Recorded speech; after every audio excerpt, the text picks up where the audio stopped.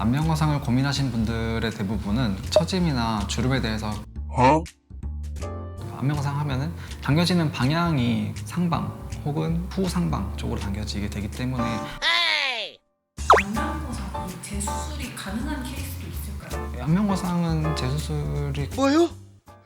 안녕하세요. 교성형외과 이동규 원장입니다. 오늘은 안면 거상의 대표적인 수술 방법에 대해서 설명드리고 어떤 수술 방법이 적합한지 알려드리는 시간을 갖도록 하겠습니다.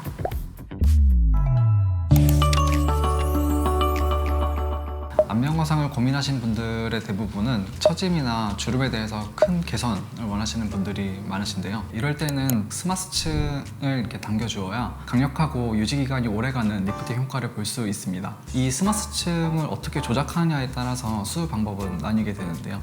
오늘은 스마스층을 다루는 수술 방법 중에서 딥플레인 안면 거상 그리고 이중평면 안면 거상에 대해서 설명드리도록 하겠습니다. 딥플레인 안면 거상이란 피부 박리 범위를 최소화하고 피부와 스마스를 한 번에 박리하는 방법을 말합니다. 피부와 스마스층이 하나의 유닛으로 이렇게 당겨지기 때문에 강력한 리프팅 효과 그리고 수술 시간이 비교적 짧은 장점이 있고요.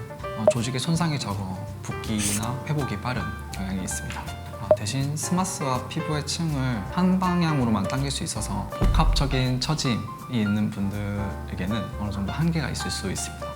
듀얼 플레인 안면 거상 방법은 피부층과 스마스층을 각각 박리해서 리프팅하는 방법을 말합니다. 그래서 스마스층과 피부층을 다른 방향으로 리프팅할 수 있다는 장점이 있고요. 결과적인 모습을 봤을 때 조금 더 자연스러운 모습을 가질 수 있습니다. 그래서 턱선이나 마리오네트 주름 같은 복합적인 처짐 개선에 효과적인 수술 방법이라고 볼 수 있습니다. 단점이라고 하면 피부층을 박리하는데 시간이 조금 더 걸리는 부분이 있고 그리고 조직의 손상이 있어서 붓기나 아니면 회복 시간이 좀 더 긴 단점이 있습니다.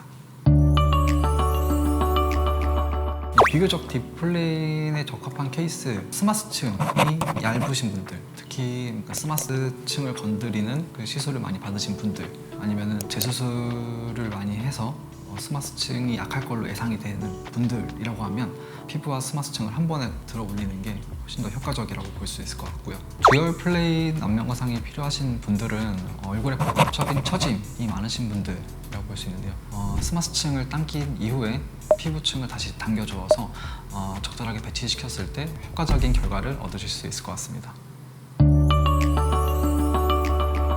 원장님들마다 차이가 있는데요. 저 같은 경우는 두 가지 방향으로 진행하고 있습니다. 그 헤어라인 안쪽으로 들어가는 절개 방법이 있고 그리고 헤어라인을 따라가는 절개 방법이 있습니다. 구렛나루를 조금 살리고 싶으신 분들이라고 하면은 헤어라인을 따라서 구렛나루를 살리고 나서 귀 앞쪽을 통해서 진행하고 있고요. 귀에 헬릭스를 따라가다가 트라고스를 따라서 절개를 진행하고 있습니다. 이어 로브를 통해서 지나가다가 귀 뒤쪽 라인에 맞춰서 절개를 진행한 후에 헤어라인 쪽으로 약간의 S 패턴을 그리게 진행하고 있고요.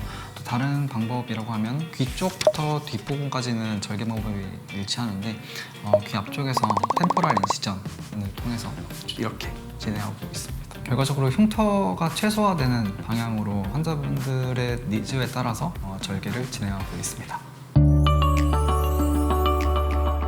안면 거상 하면은 당겨지는 방향이 상방 혹은 후상방 쪽으로 당겨지게 되기 때문에 피부의 당겨짐에 의한 부자연스러움은 있을 수 있습니다. 대체로 붓기가 빠지고 난 한 달에서 두 달 정도 지나면 그때부터는 자연스러운 미소를 가질 수 있을 거라고 생각합니다.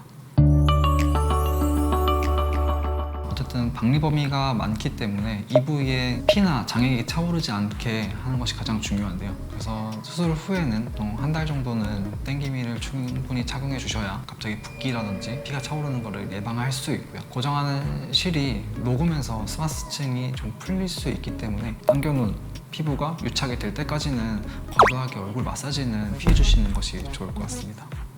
안면 거상이 재수술이 가능한 케이스도 있을까요? 안면 거상은 재수술이 가능하고요. 사실 안면 거상을 한번 했다고 하더라도 노화가 된 부분을 개선하고 그 상태부터 다시 이제 노화가 시작되는 거기 때문에 필요한 처짐이 있는 부분이라고 하면 그 부분에 대해서 피부나 아니면 스마스층을 조작해서 안면 거상을 진행할 수 있을 것 같습니다. 이런 경우에는 피부층이나 아니면 스마스층이 조금 약해질 가능성이 있기 때문에 이런 경우에는 오히려 딥플레인이 조금 더 효과적이라고 볼 수 있겠죠.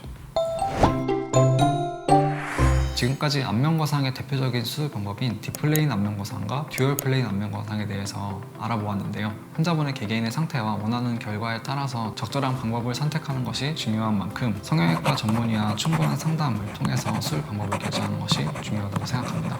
이 영상이 도움이 되셨다면 저택 구할 부탁드립니다. 감사합니다.